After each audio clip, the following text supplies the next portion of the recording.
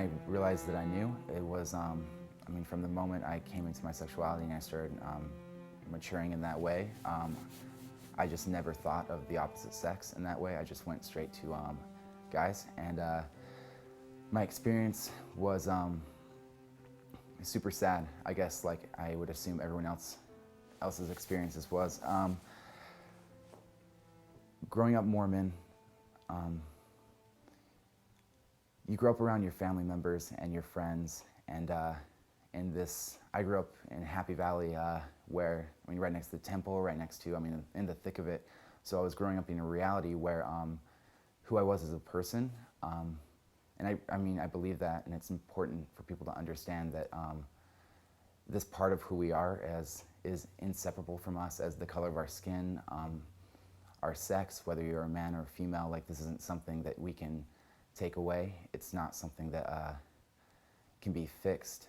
It's something, it's something that we can choose to not act on. It's something that we can choose to date women. We can choose to go that route, and it's possible. A relationship is based on love, and if you choose to go the route of dating a woman, that's why maybe people think it's curable, because relationships do work when gay couples or a gay person will date a girl, because if there's love there, it can work. But the fact is that that's not the easy route, and trying to convince someone that can change. You can't change your sexuality. You can't change my attraction to a male, another man. And I was growing up in a place where I was in a reality. It was all around me: my friends, my family, my religion, my school, my sports teams, where being homosexual was, I felt like a pervert, a sexual deviant. I felt just wrong, and like I was bad. I felt like I was bad to the people around me, because I was this bad thing.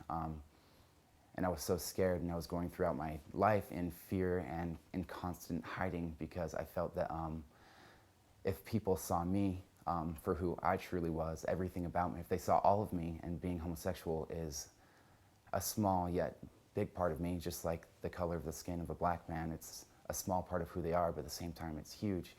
And I felt if my family saw who I was, if my friends saw who I was, or that part of me, which is a part of me, that I would hurt the people I would love, and I would be hated, and I would be alone. And so growing up Mormon was difficult, because I was just in constant fear. I didn't like to meet eye contact with people. I was constantly reserved from my friends. I always felt separate from the people I was with. I was never connecting with people, friendship, or any sort of relationship at all.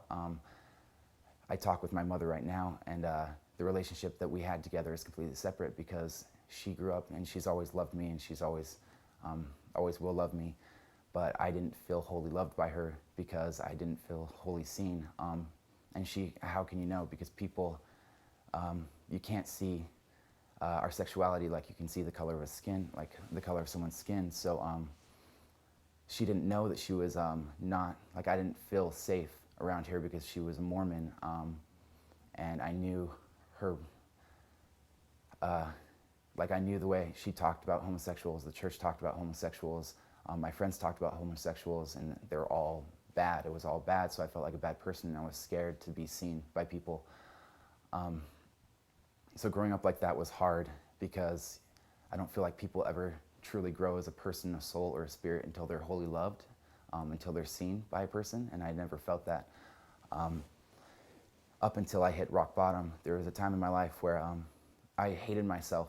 I had so much hatred for me and other people, and anger, because deep down I'm a good person. I've always tried to do good. I've always tried to help everyone in my life and be nothing but a good thing, but I was caught in this paradox where no matter how hard I tried, I couldn't change my sexuality, and that I felt like was damaging people. Like, if they knew, it would hurt them, it would hurt everyone, and I would feel like this bad person. So I had a lot of self-hatred issues, and I got addicted. I was severely addicted to pornography growing up my entire life, because it was an addiction. It was a distraction from thinking, because I didn't like to think. I didn't like to be stuck with my own thoughts, because it wasn't fun. It was really sad and depressing and full of a lot of negative emotions.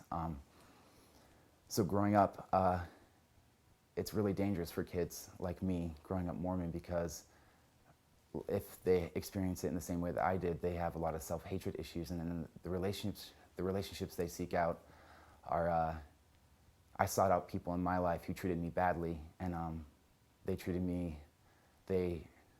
didn't look at me, they didn't see me, they didn't treat me well because I didn't want to be seen, and I hated myself. And so that feeling of them not treating me well, I thought subconsciously that's what I went for, that's what I deserved, and I would try so hard to get these people in my life that didn't treat me well to love me.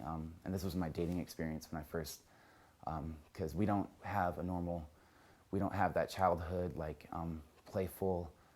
We grow up feeling like perverts and sexual deviants, and we're in hiding, and we feel so wrong. And so dating, the whole coming out experience and coming out into the dating world was super. I was doing it online and meeting people who were shady.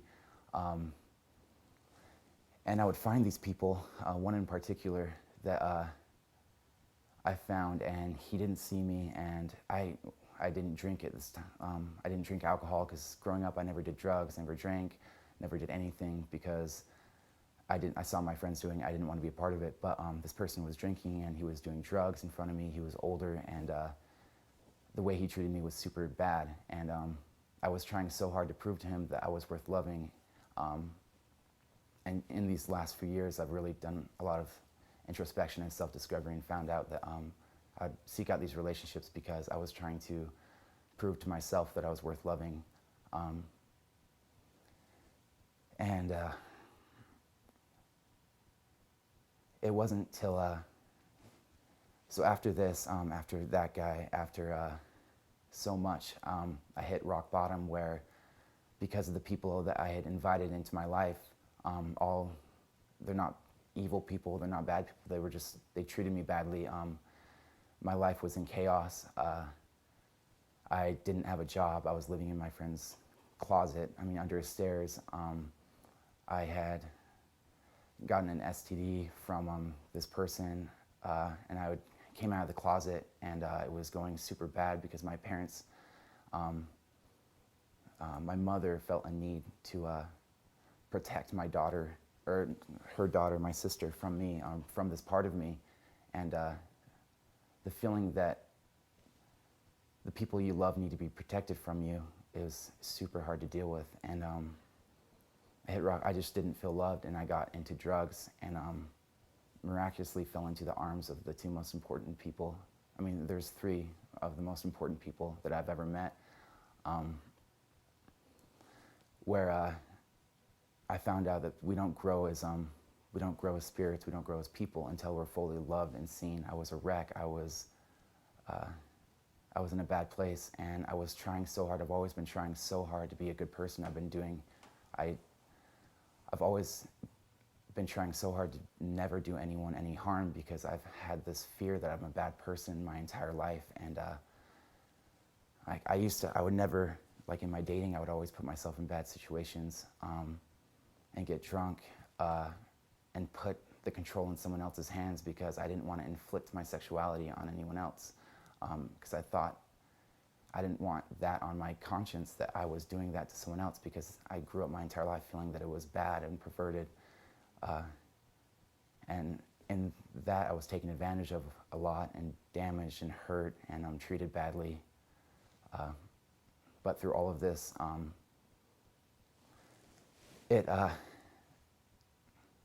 I hit rock bottom, and I met someone named Scott in my life, and meeting Scott changed my entire life, because he met me when I was just destroyed as a person and broken. I didn't know what to do.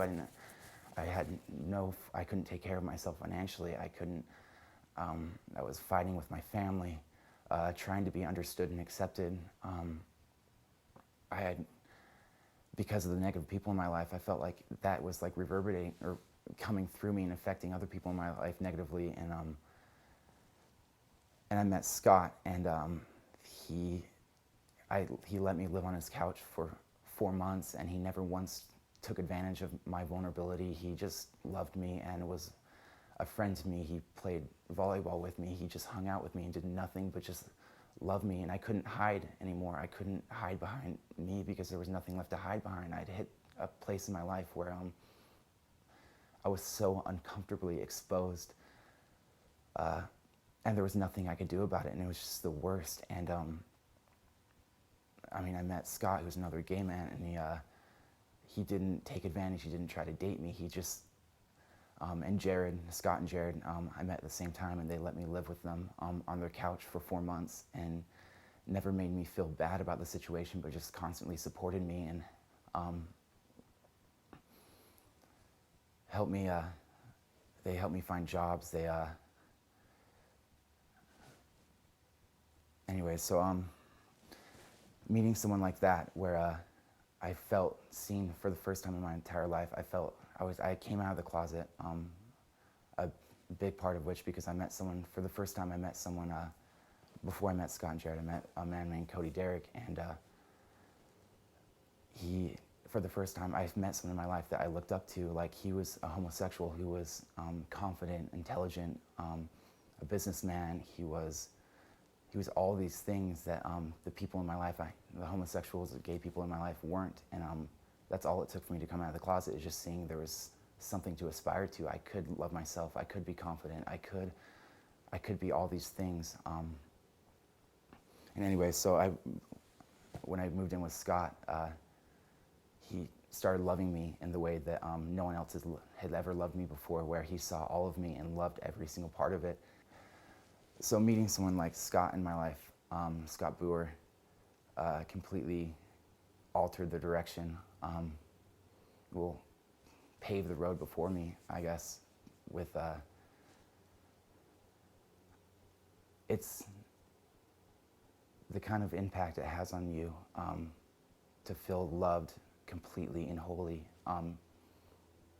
is something I couldn't do justice explaining to everyone until they experience it. It changes your life. It changes the kind of growth that happens after it.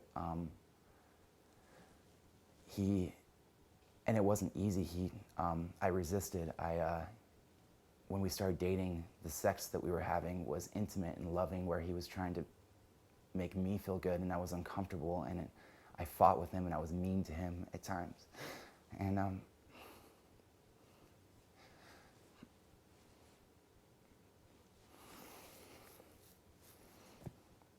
he just loved me, and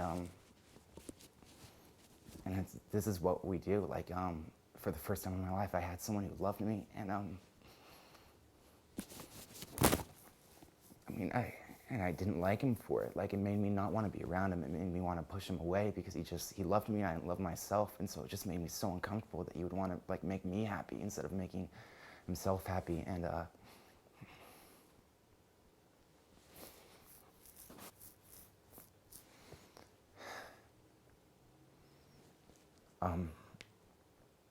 it changed my entire life, being loved by someone, and realizing that there was nothing wrong with me, and the way that I've been loving everyone in my entire life and treating people. I've always been such a good person, and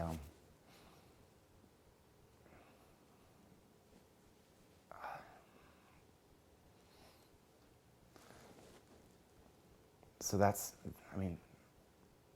what we deal with. That's what when I see other kids, young kids, older people, I see other homosexuals, gay people, I refer to them as my people, because it's not the color of your skin, it's not your nationality. What makes people who they, like, what connects you to people is shared experiences. I understand what they're going through. I empathize with them. I understand what it feels like to not feel wholly loved by people. I'm happy. I'm so happy. I have so many good people in my life. Meeting people like the people in my life, Cody and Scott and Jared and Lindsay and Christina, like, for the first time coming out of the closet was the worst thing ever, because I felt so, like, feeling so exposed, and this thing, it's one of the hardest things I've ever had to do.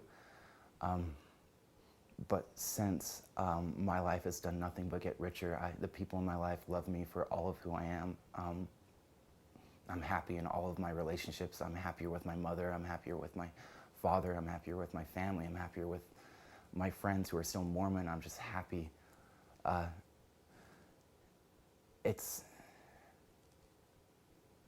I'm dating someone, and it's not perfect, and it's a struggle. The relationships I've had with Cody and Scott have both been struggles in a sense, but in both relationships I've felt so loved, and I've loved back, and that's the only thing that matters. So I'm very happy and lucky to have met the people I have in my life, and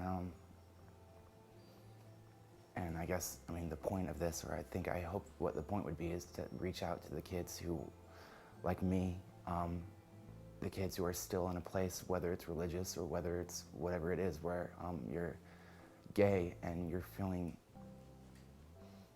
horrible and miserable and like you're a bad person or whatever, that you're not normal, that